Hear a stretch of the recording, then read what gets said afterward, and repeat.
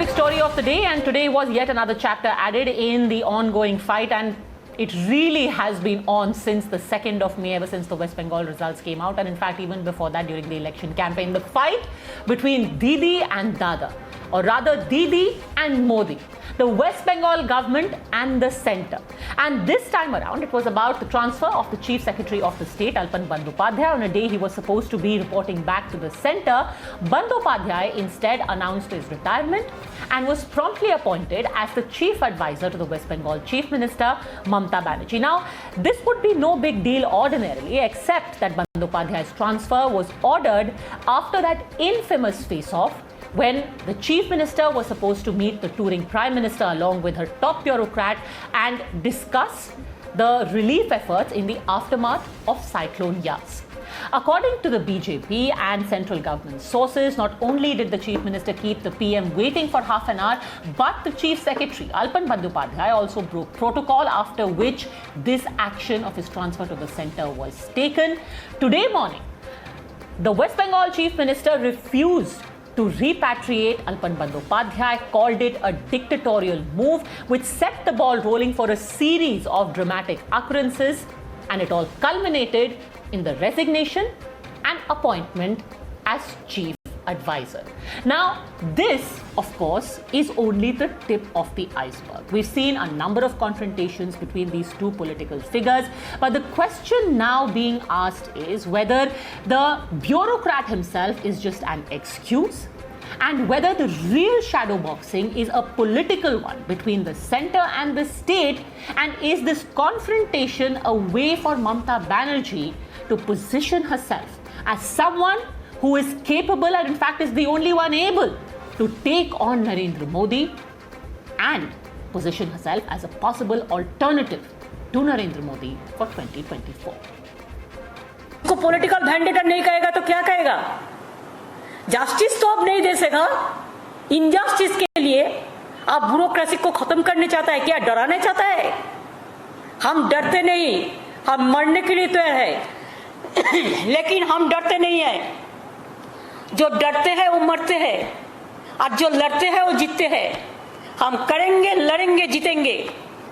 और जो कवार्डाइज है वो डरते हैं, हम डरते नहीं हैं। अभी सबको एक इकट्ठा होकर उसको खिलाफ में आवाज उठाना चाहिए। All right, joining us on the debate now, Siddhartha Das, political analyst, Riju Dutta, spokesperson of the Trinamool Congress, Deepak Singhal, former Chief Secretary of Uttar Pradesh, and Sanju Verma, national spokesperson of the BJP. The first question is to you, Sanju Verma.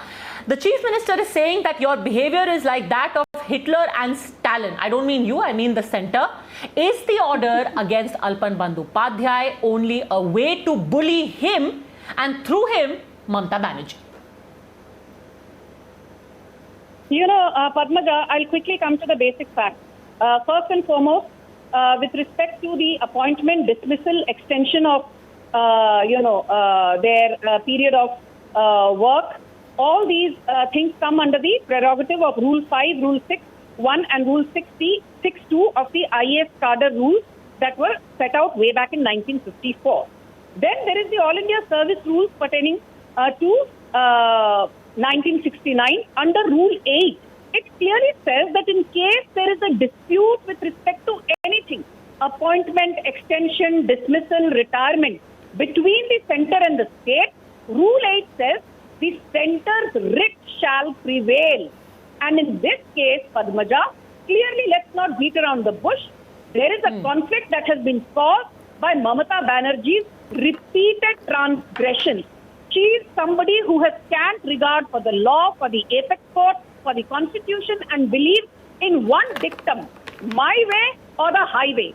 Do you remember in 2019 when Rajeev Kumar, the then Kolkata Police Commissioner, was being investigated for his role in the Sarada and Narada scam?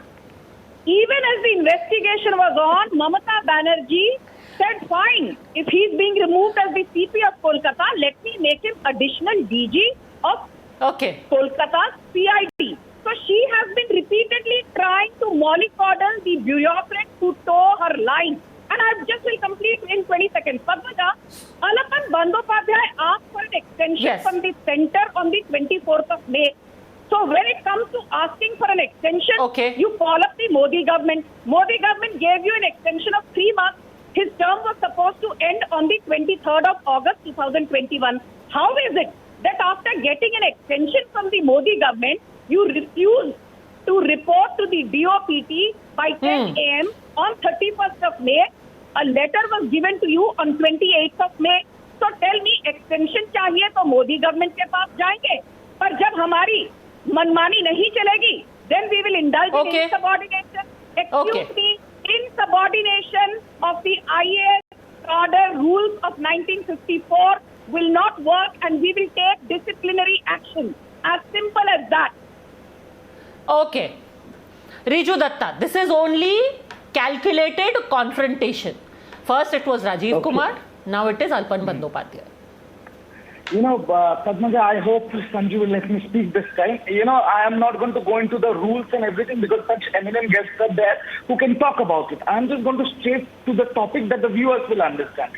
You know, whether it is Rajeev Kumar, whether it is Alapan Bandyopadhyay, it is proven from time and again that Mamata Banerjee stands beside her officers. Let's get that clear. Because they work for the people of Bengal, they work for the state of Bengal. That's number one. That's not called misusing the law, that's called standing with your bureaucrats. Now the second point. When the cabinet secretary extended his term for 3 months, what was the reason? To combat COVID in West Bengal, right? Now, 48 hours before his retirement period, he was recalled. Why he was recalled? Because one man's fragile ego was hurt.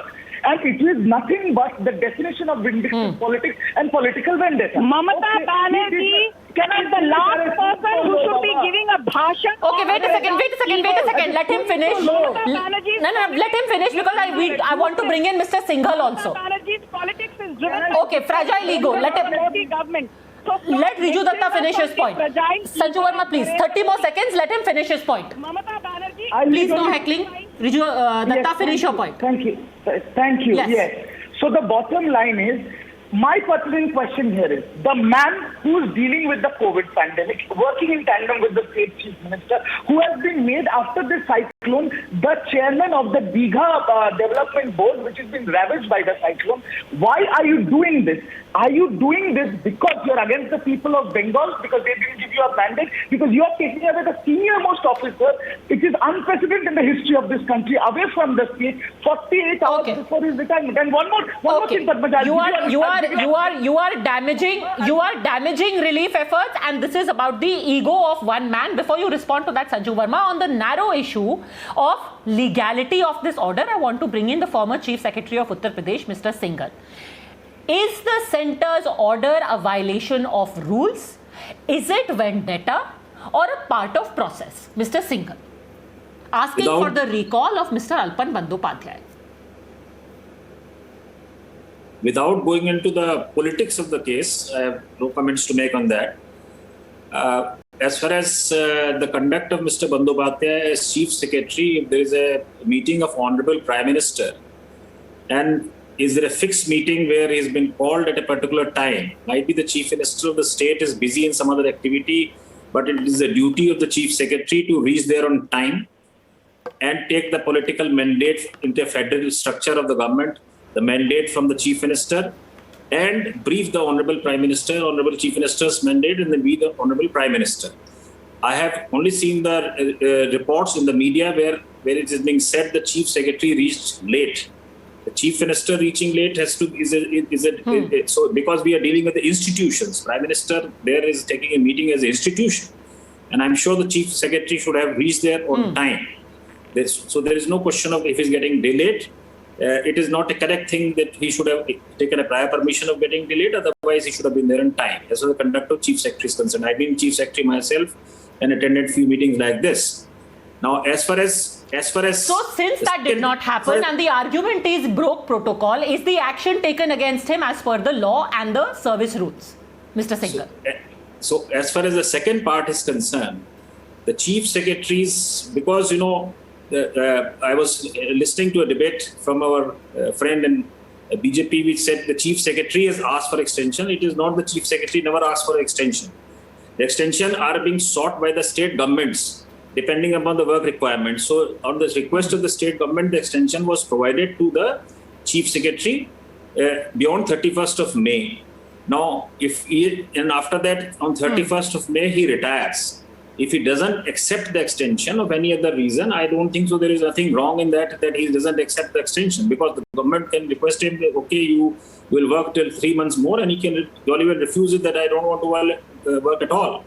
So basically, there is no harm if the Chief Secretary says, I am not interested in 1st of June onwards, I don't want to work.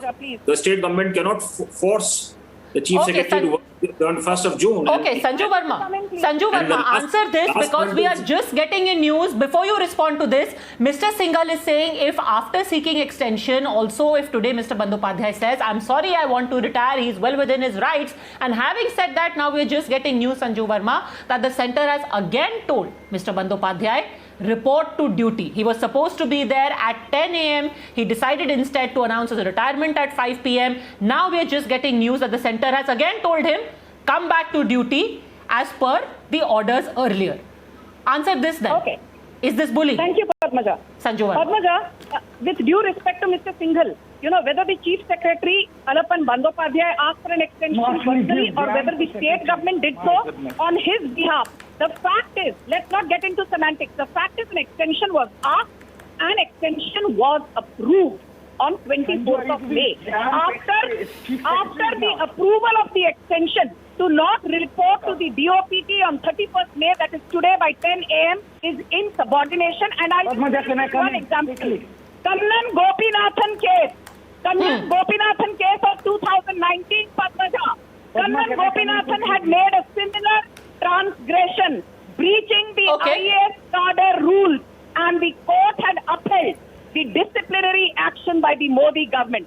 I just want to ask one thing, Padmaja. In an organization, or in a state, so you're saying the government is well within its rights? Just a second, Riju Dutta, before you respond to this, I want to bring in Siddhabrata Das as well. In keeping with what has now been said, that Mr. Bandyopadhyay has been told to report tomorrow at 10 a.m. to DOPT. In addition to that, central forces are also saying, Siddhabrata Das, that not only will disciplinary action be taken against him, but even a charge sheet filed. All this is nothing because violations have happened. And even the former Chief Secretary of UP says that, yes, Mr. Bandyopadhyay has broken protocol. All this is nothing but revenge of BJP on West Bengal, because they cannot take the defeat. This is BJP's revenge on West Bengal. They are behaving like colonial powers, colonial masters, that I am your boss, and if you do not elect me, then I will bully you to submission. They are trying to bully Bengal to submission. That is all what is happening. Every single thing, whatever development happened from 2nd May, it is nothing but BJP trying to bully Bengal. But Mr. Das, Mr. Das, you're just ignoring all the facts I have laid out before you. You had a former bureaucrat say that the Chief Secretary of West Bengal did break protocol. He was supposed to brief the Prime Minister. He was supposed to receive the Prime Minister. And now when he is facing disciplinary action, you are saying that this is BJP. Just a second. Mr. Das. Siddhabrata Das, 1 second, can I have silence? Siddhabrata Das, do you agree the analysis of the former Chief Secretary of UP when he says that Mr. Bandyopadhyay was in breach of protocol and that can invite disciplinary action? Do you agree with that assessment, or you think he's wrong? That Mr. Alapan Bandyopadhyay is within his rights. If I am not mistaken, sir, what you said is that the person, Alapan Bandyopadhyay, Chief Secretary of West Bengal, ex-Chief Secretary of West Bengal, is within his rights to retire today. So I don't think he has breached any protocol. Absolutely. Today is his but he also can face disciplinary action. Let me ask you this, Mr. Singhal. If now the centre says, irrespective of whether he is retired or serving, we will take action against him. Is that possible? Is it possible to act against someone who now stands retired, Mr. Singhal? No, as far as this is concerned, an objective view has to be taken after taking the opinion of the law department, because as on today 10 a.m. he was a government servant. Now when he retired the same day 5 p.m. he is retired. Now, at 10 a.m., if he's the government servant, if he doesn't comply to the orders of the central government within Rule 6 of the central government, then it may attract disciplinary proceedings rules. But in Rule 6 also, you have to be very carefully worded rule it is. It says that if there is any dispute between the two governments, now I really don't know whether the state government has been consulted before issuing any order for taking him back, or it was a suo moto order without no consultation, because confrontation can arise only when there is a consultation. No, Mamata Banerjee has said very clearly there was no consultation. In fact, she has said it in so many words in a 5-page letter that she wrote today. Now, if you see the Rule 6... There was no consultation, she says. Now, Rule 6 says that provided there is a disagreement. Now, disagreement can take place only if there is a consultation. Suo moto disagreement cannot take place under any circumstances. So, these things are very legal in matter. Answer this, Sanju Verma. No. I want to come in here. Okay. Padmaja, at the cost of sounding repetitive, I'll do an encore of what I said. Mr. Singhal is right. There are 3 rules that are very important with respect to the IAS cadre rules of 1954 and IPS rules of 1964. Rule 5, Rule 6.1, Rule 6.2. But what supersedes these rules are the 1969 All India Service Rules and Rule 8 of 1969 All India Service Rules, which says clearly Centre can take suo moto unilateral action if it chooses to, and that has been upheld, I repeat, under Article 311 of the Constitution. So, Mamata Banerjee, you say that the Prime Minister acted in an illegal and unconstitutional manner. Excuse me, he did not. Go back, educate yourself, read up on Article 311, and I repeat, disciplinary action will be taken against Alapan Bandyopadhyay. You cannot have the my way or the highway attitude. I think going by the difference in views on this panel only, it's quite clear that ultimately this matter is going to go to court, where in all likelihood Mr. Bandyopadhyay will approach court seeking the cessation of action against him. The larger point, and that's the last question I want to ask you, Riju Dutta, we can debate the merits of this action one way or the other, but this constant confrontation, if this goes on for the next 4 years, it may be great politically to position Mamata Banerjee as an alternative. But what does it do to the center-state relations, 1, and to the people of West Bengal, 2? Riju Dutta. Okay. Very good. Thank you, Padmaja. See, the center-state relationship needs to work out, but I don't see how it is going to work out with this fascist regime at the center, number 1. Number 2 is, all this time, the country said one thing, if not Modi, who? Now the country has a face after the Bengal elections. Let's be very clear about it. And last but not the least, if you are at power and you think you can bulldoze and bully the Chief Minister of West Bengal, then you have something else coming for you. So be prepared for it. As simple as that. You cannot bully Bengal, you cannot bully Mamata Banerjee. Okay. And that's the bottom line of it. You can, try to grab our Chief Secretary. You can try to transfer our senior IPS officers by, corrupting the election commission and forcing them to do the Okay. You can try all your stunts, but it is not going to work out. We stand in solidarity with the IS and the IPS. Well, you can say many things about Miss Banerjee, but if there is one thing I think everyone will agree on, is that she is not one who is going to be bullied or silenced. And as she has said very clearly today, Korbo, Lordbo, Jeetbo. That you can expect a lot of over the next 5 years. Anyhow, gives us more to debate every evening, I guess. So we'll see more of you than Sanju Verma and Riju Dutta. For the timing, thank you very much, all gentlemen. Sanju Verma for joining me. I'll see you tomorrow, same time.